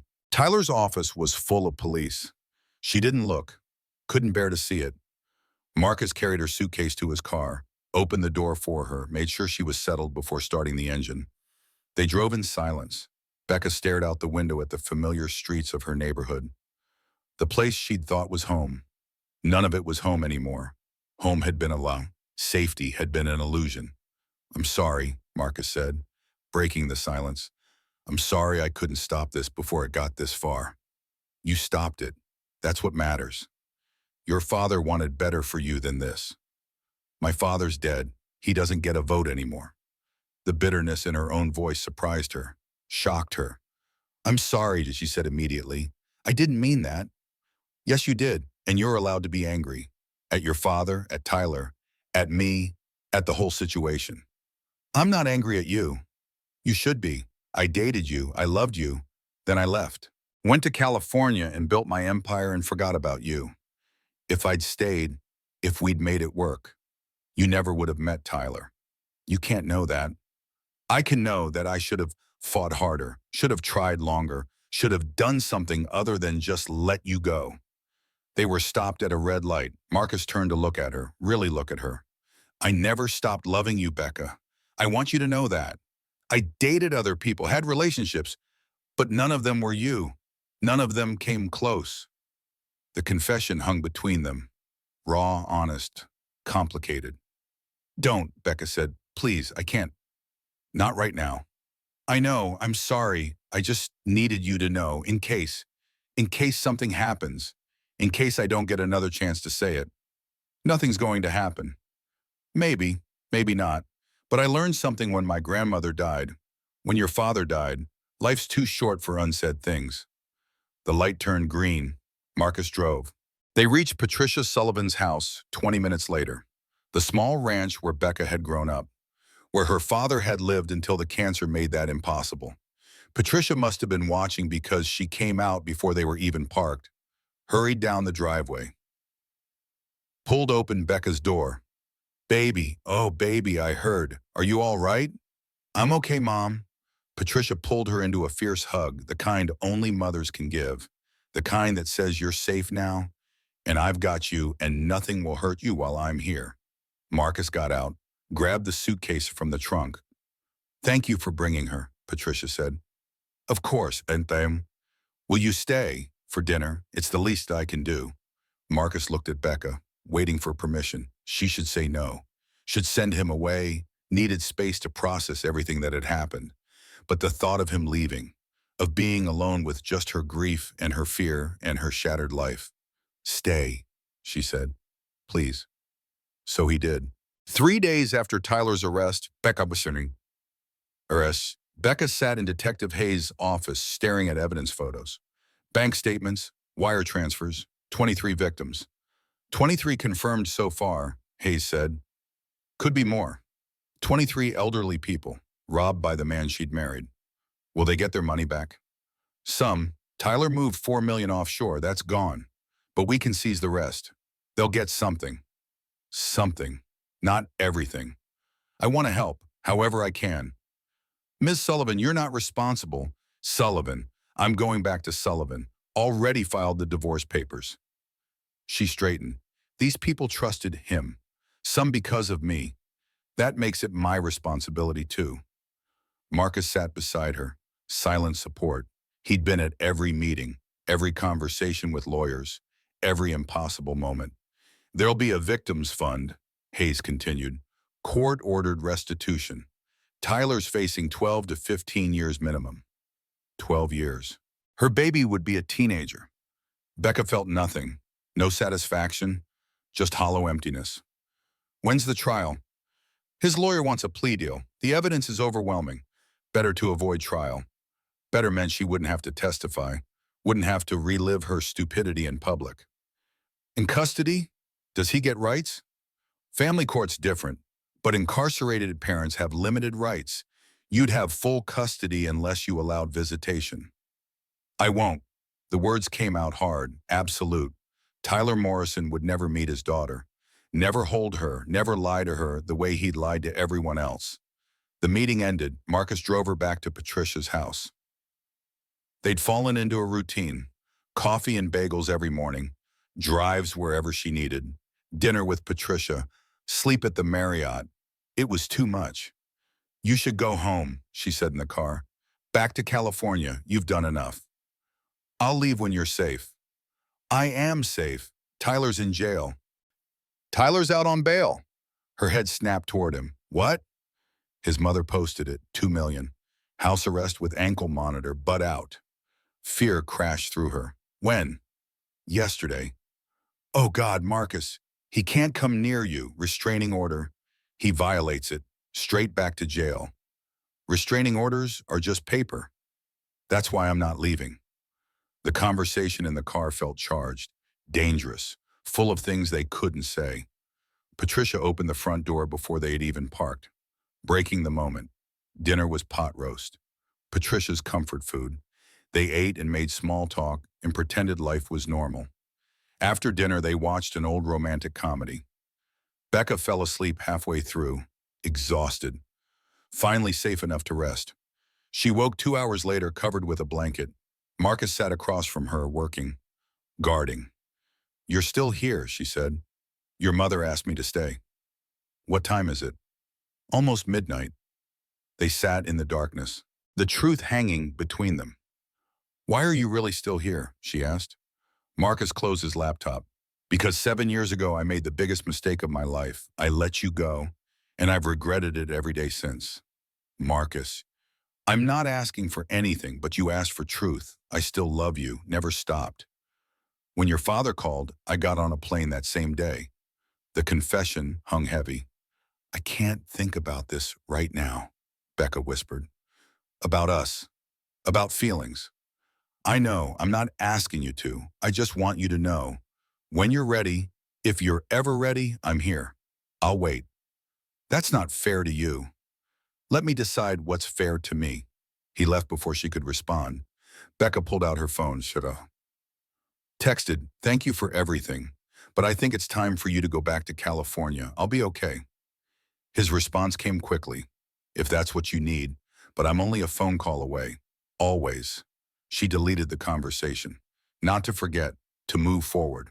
Patricia appeared. You sent Marcus home. I need to do this alone. Figure out who I am. And if you figure it out and he's gone, then that's my choice too. Patricia sat beside her. Your father made mistakes. I made mistakes. But we tried. That's all any of us can do. They sat together in the darkness, 2 women learning to survive. What if I mess everything up? Becca asked. Then you'll fix it. That's what families do. Becca's phone buzzed. Unknown number. I know you told me to leave, but I'm still here if you need me. Always. She stared at the message, then typed, Thank you, Marcus. Anytime. Patricia smiled. He's still at the Marriott, isn't he? Yes. Good man. Doesn't mean we belong together. No, but it means he deserves honesty. Not being shut out because timing's inconvenient. Becca thought about Tyler in jail, Marcus at the hotel, her daughter growing inside her, the future she had to build. Maybe running wasn't the answer. Maybe staying and fighting was braver. Her father had stayed, had fought, had protected her even while dying. Okay, she said, I won't leave, but if Tyler comes near me again, all bets are off. Fair enough. They sat in the quiet house, planning, surviving, preparing for whatever came next. Because this wasn't over. Tyler was out there, the baby was coming. Life continued whether she was ready or not, but for tonight, she was safe. And that was enough. 5 days later, Becca was carrying groceries when she saw it. Tyler's BM, 3 houses down. Watching. The bag slipped. Apples rolled across the driveway. He's here, she gasped. Tyler's here. Patricia ran out, saw the car. Get inside, I'm calling police. But Tyler was already walking toward them, ankle monitor visible under his jeans. I just want to talk, he called, hands raised. 5 minutes. You have a restraining order, Patricia shouted. I'm on a public street. That's not illegal. A loophole. Tyler was always good at loopholes. Becca, please, I need to explain. There's nothing to explain. You're a thief. I made mistakes, but we had good times. We loved each other. That was real. Gaslighting, even now. No, it wasn't real. Patricia was on the phone with 911. Yes, he's here. Violation of restraining order. Sirens in the distance. Tyler's face shifted. Desperate. This is your fault. You and your dead father ruined everything. You ruined everything. I did it for you, for us, for the life you wanted. I never wanted this. You wanted the house, the dinners, the clothes. You think that comes free? His voice rose. You were living off that money just as much as I was. You're complicit. The words cut deep, a grain of truth in the lies. No, she said firmly. I'm not responsible for what you did. You lied, manipulated, made me doubt myself. Police cars screeched up. Officers jumped out. Step away, Mr. Morrison. Tyler didn't move, just stared at Becca with pure hatred. This isn't over. I'm fighting the charges. And when I'm acquitted, I'm coming for custody. Now, Mr. Morrison. They cuffed him, led him away. You'll never keep her from me, he shouted. She's my daughter too. I have rights. They drove away. Becca stood shaking. Patricia wrapped an arm around Hero. He's gone. He can't hurt you. But he had hurt her in ways that might never heal. Becca sank to the driveway, right there among the spilled apples, and sobbed. Everything poured out. Grief for her father, fear for her baby, rage at Tyler, betrayal, loss, everything. Patricia held her, rocked her. Let it out, baby. When the storm passed, Becca felt empty but lighter. Better? Patricia asked gently. Different, that's something. They gathered the groceries, went inside. Becca's phone buzzed. Unknown number. I heard. Are you okay? Marcus. Had to be. She wanted to call him, hear his voice, feel safe, but that wasn't fair. She deleted the text. I need to leave, Becca said suddenly. Leave Ohio. Get away from Tyler. Baby, you can't run. Every time I leave the house, I'll be looking over my shoulder. He's going back to jail. They'll revoke his bail. His mother will just post it again, and he'll keep coming. Patricia sat heavily. What about the baby? You're 7 months along. I'll do whatever I need to keep her safe. And Marcus? The question hit close. Marcus is in California. This has nothing to do with him. Doesn't it? He's been here for weeks, and you sent him away right when things got complicated. I don't have room for complicated. You're at a crossroads, Patricia said. You can run, build a life alone, or you can stay, fight, let people help you. Tyler will make that impossible. Tyler's going to prison soon, and when he does, you'll still be running. Still letting his choices control your life. The truth hit hard. She'd be letting Tyler win. Marcus had been right. Narcissists made victims feel like escape was the only option. But maybe staying was the real power move. I don't know what to do, Becca admitted. Then don't decide today. But don't make big decisions from fear. Her father had taught her that. He'd stayed, fought, protected her. Okay, Becca said. I won't leave. Not yet. Her phone buzzed again. I'm still here if you need me. Always, she typed. Thank you. Marcus, anytime. Patricia smiled. He's still at the Marriott. I know. He calls me every morning, asks about you. That doesn't mean we belong together. No, but he deserves honesty. Becca thought about everything. Tyler in jail, Marcus waiting, her daughter growing, the future ahead. Maybe her mother was right. Maybe running solved nothing. Her father had believed in second chances, in asking hard questions, in standing ground. Okay, she said. I'll stay. I'll fight. Patricia squeezed her hand. Your father would be proud. They sat together. Planning. surviving. Tomorrow would bring new challenges, but tonight she'd made a choice. To stay, to fight, to face whatever came next with eyes open. That was enough. The call came 3 weeks later. Detective Hayes. Tyler's lawyer wants a plea deal. Becca sat heavily. She'd been folding baby clothes, pretending life was normal. What kind of deal? 12 years federal prison, no parole for 8, full restitution, forfeiture of all assets. 12 years. Her daughter would be in middle school.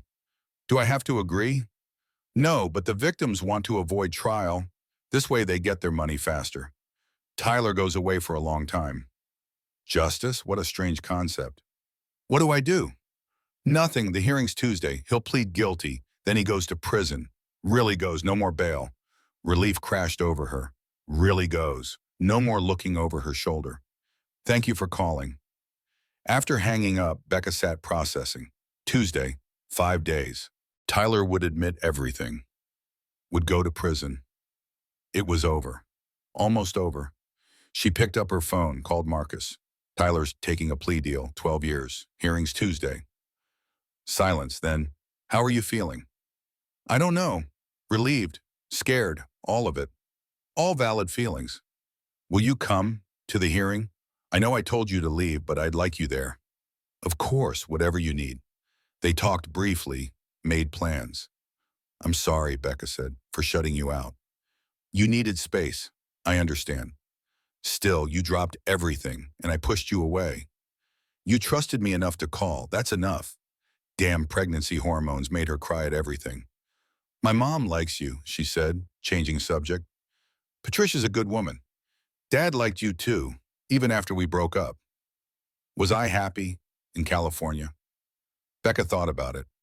I don't know. Successful, yes. Happy? I'm not sure. I wasn't. Turns out, money doesn't fill the gap left by losing who you're supposed to be with. Marcus, just being honest. What if we're not supposed to be together? Then we missed it, but I'd rather try and fail than wonder what if. The words hung heavy. I'm 7.5 months pregnant with another man's baby, Becca said. I know. And getting divorced, and probably need years of therapy. I know all that. So what do you think happens? We take it one day at a time. You heal, your daughter's born, Tyler goes to prison, and eventually maybe we figure out how to be us again. That's a lot of maybes. Life's full of maybes. Question is whether we're brave enough to try. Becca touched her belly, felt her daughter kick. This baby was a fighter. Needed a mother brave enough to try. Okay, she said quietly, after the baby, after the divorce, after I figure out who I am, we can try. She could hear Marcus smile. That's all I'm asking. A chance. Don't make me regret this. I won't. I promise. Tuesday came fast. Becca dressed carefully. Navy maternity dress. Hair back. Marcus picked them up.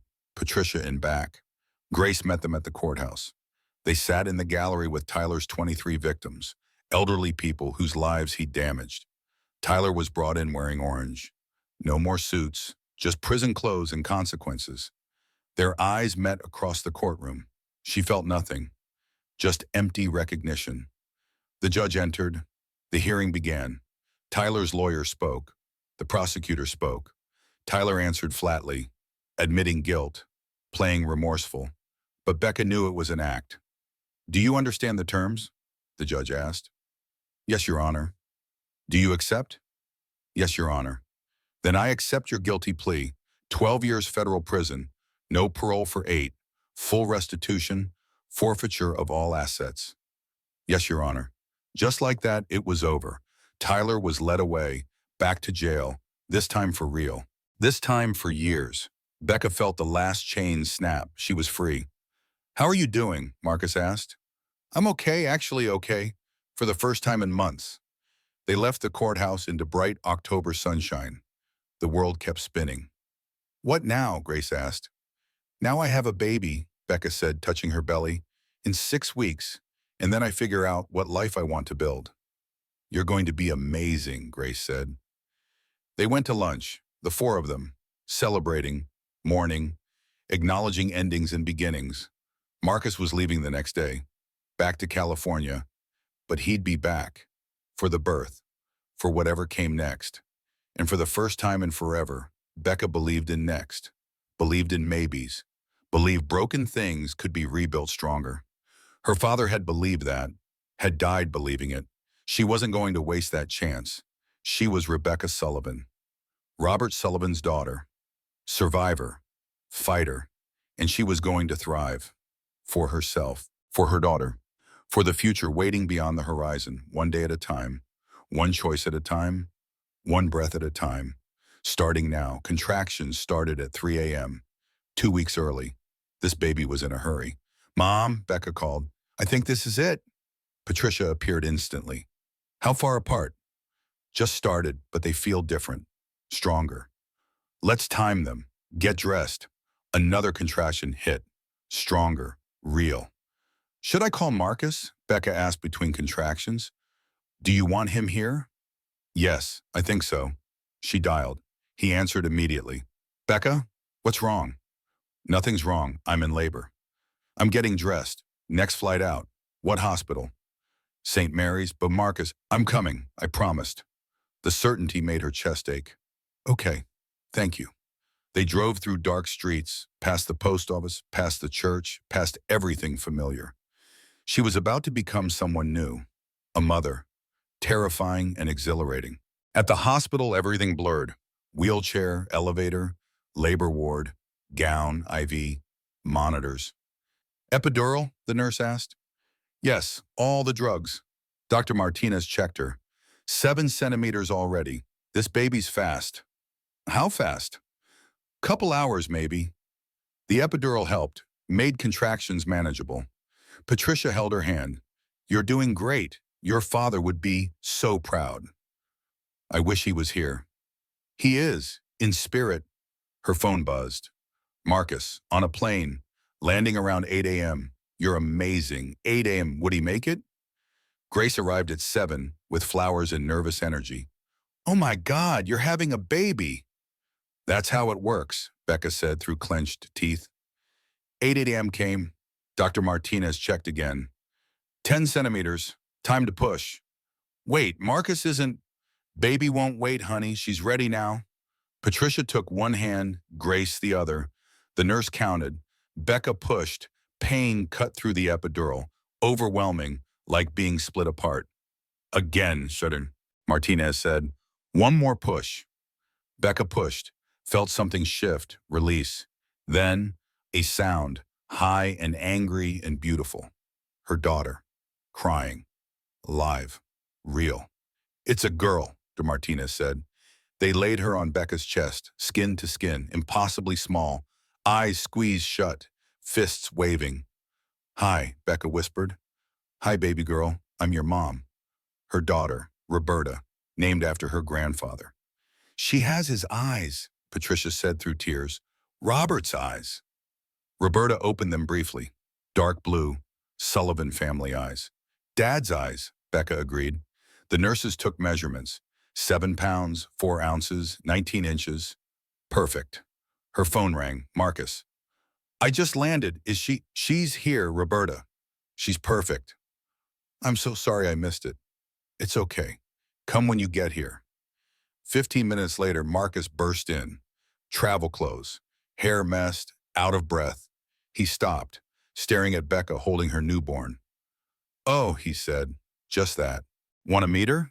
Marcus nodded, crossed slowly, like approaching something sacred. This is Roberta Sullivan, Robert's granddaughter. She's beautiful. Want to hold her? Can I? Becca showed him how. He took Roberta carefully, looked down with such tenderness. Hi, Roberta, he whispered. I knew your grandfather. He was one of the best men I ever met, and your mom is the bravest person I know. You're going to have an amazing life. Roberta made a small sound, listening. She likes you, Becca said. How can you tell? She didn't scream.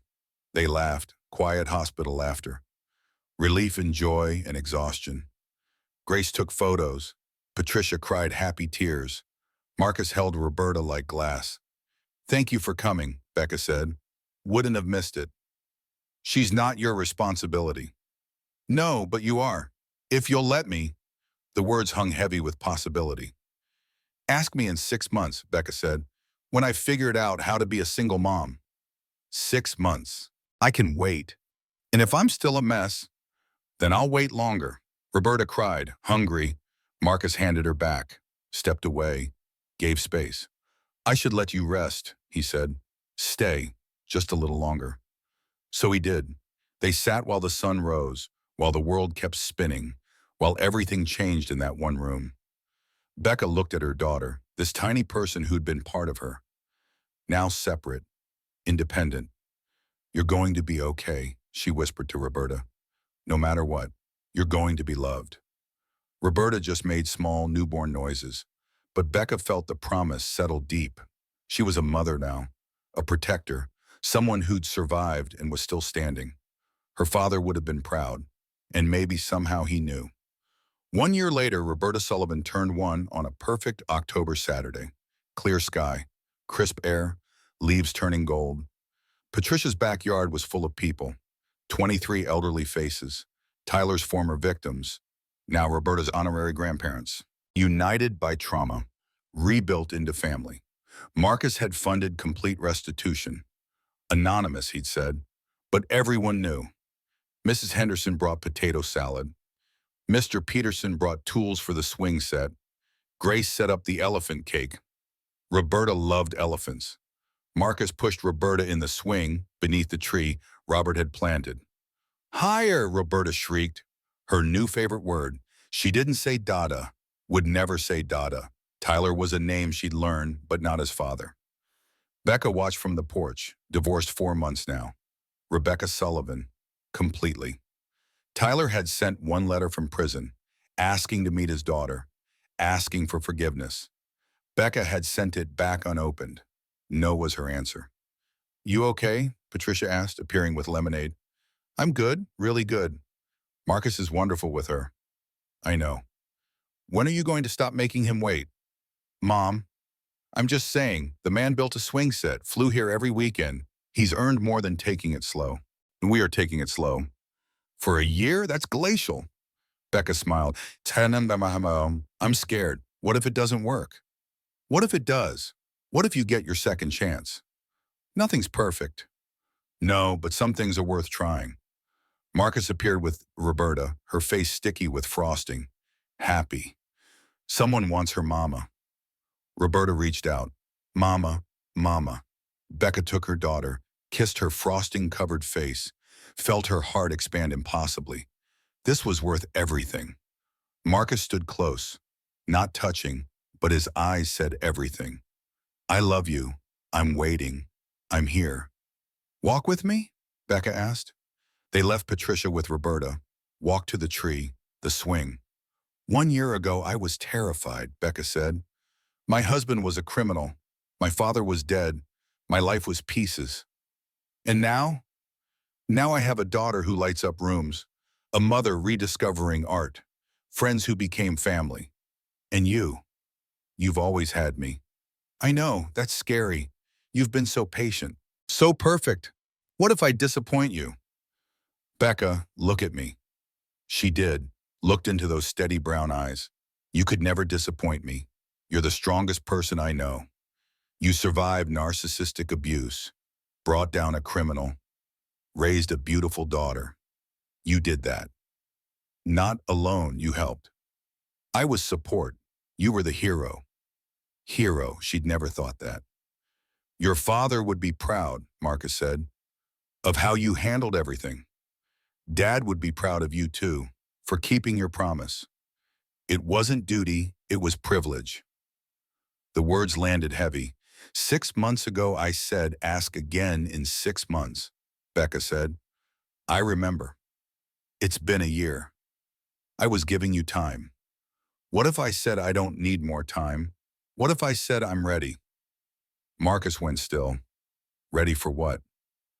To try, really try, not slow, just us, whatever that looks like. Are you sure? No, I'm terrified, but I'm tired of being afraid. Tired of letting Tyler control my future. Tired of pushing away the one person who's never given me reason to doubt. I'll mess up. I'll make mistakes. Good. So will I. I'm still figuring out single motherhood, trust, relationships. We'll figure it out together. What about California? I can run the company from anywhere. Been doing it from Ohio for a year. This is where you are. That makes Ohio home. You'd really move here? You're a billionaire. I'm also the guy who loves you. Always have. Never stopped. Marcus took her hands. I don't care where we live, as long as we're together. That's so cheesy. Still true. Becca laughed, really laughed. Free, joyful. Okay, let's do this. Do what exactly? Us. Together. For real. No more waiting. Let's be brave. Marcus smiled. I can be brave if you can. I survived Tyler Morrison. I can survive anything. He kissed her then, gentle, full of promise. A first kiss that was also a second chance. From the porch, applause erupted.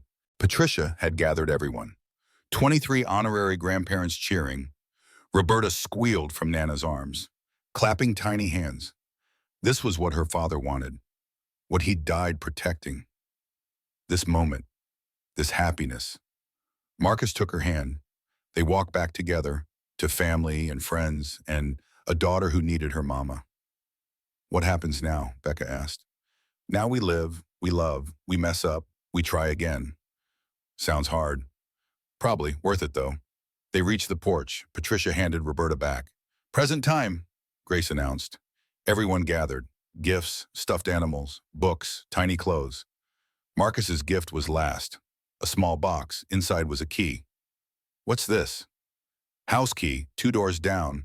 Just went on market. I bought it for me, for when I'm here, which will be always, if that's okay. 2 doors down, not moving in, just close, available. That's presumptuous, Becca said. I know. Want me to sell it? No, I want you close. I want Roberta knowing you, knowing us. Us, I like that. Me too. The party continued. Cake, laughter, celebration her father would have loved.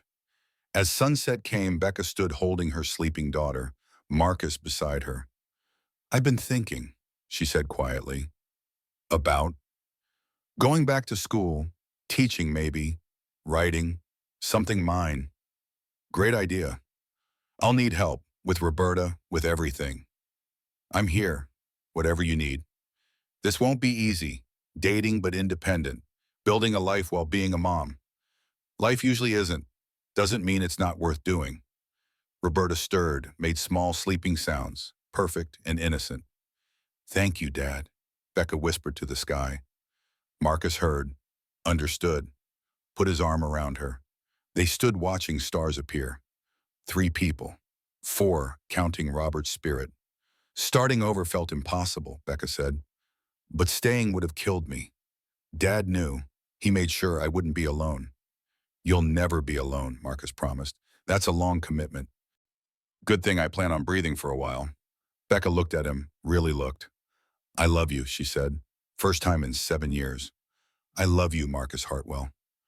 I love you too. Always have. Always will. Simple words, but they meant everything. Roberta woke, looked around.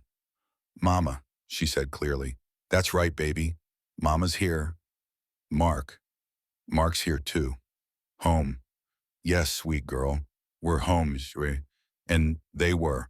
Finally, after Verimade home, building something new from something broken, creating family from trauma, finding love in ruins. The sky darkened, stars emerged, people left with hugs. Patricia went inside. Grace followed. Becca, Marcus, and Roberta stayed outside. Under the tree, under stars. 3 people becoming family. Higher, Mark, Roberta pointed at the swing. Wide awake. Tomorrow, Munchkin. As high as you want. As high as she wanted, reaching, touching Squatchy. That's what Robert Sullivan wanted, a chance to reach, to touch Squatchy, to be free. Standing there, holding her daughter and the man she loved, Becca felt it. Freedom. Real freedom from surviving hell. She was Rebecca Sullivan. Single mother, survivor, fighter, her father's daughter. And that was something to be proud of. Let's go inside, Becca said. It's getting cold. They walked in together. Three people, family built on choice, on love, on daily decisions to show up. Tomorrow would bring challenges, bills, diapers, grad school applications, life in all its messy glory. But tonight they had this perfect moment, this celebration of survival, this homecoming. And in the sky above, Robert Sullivan smiled, his work done, his daughter safe, his granddaughter loved, his promise kept. Higher, Marcus. She wants to touch the sky. Someday, with love and courage and luck, Roberta Sullivan would do exactly that. Reach, touch, fly, just like her grandfather dreamed.